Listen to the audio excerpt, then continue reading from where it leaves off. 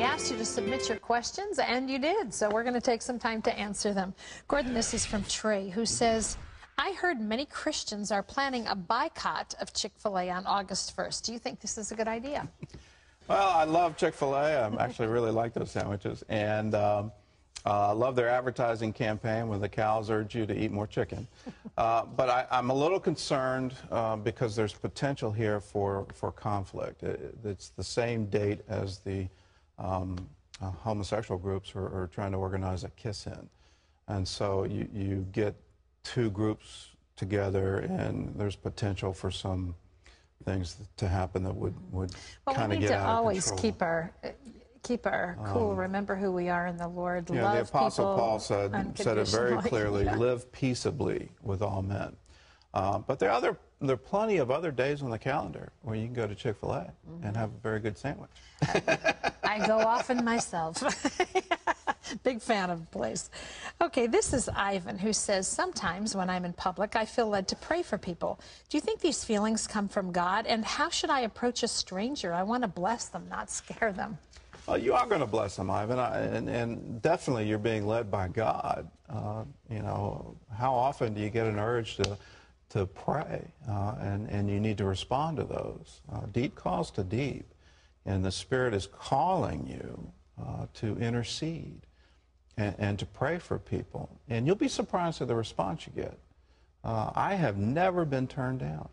You know, if you feel that urge to say, can I pray with you? And you know, be humble with it. I mean, this isn't something where, you know, you go grab them and put them in a headlock. I'm gonna pray for you. You know, be humble with it. You know, I just feel led to pray for you. Do you mind if I pray for you?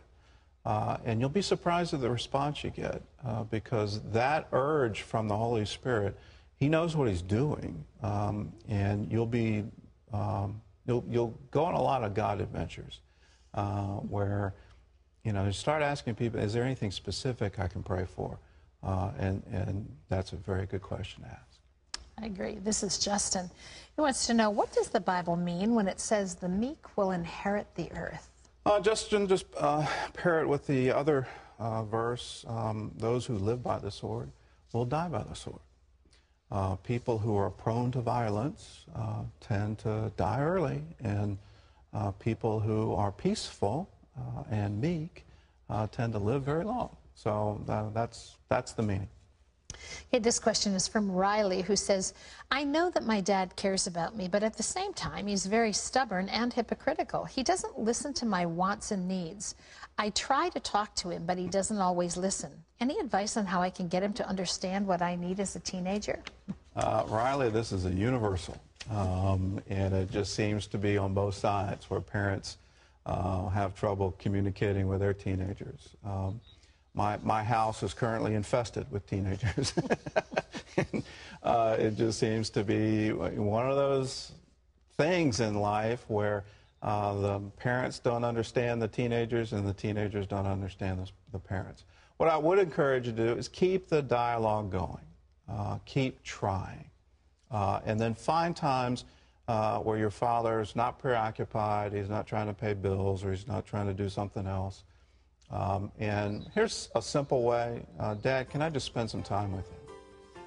And that way, you're promoting friendship, and you're promoting, you know, I just want to be with you for you, and see if that works.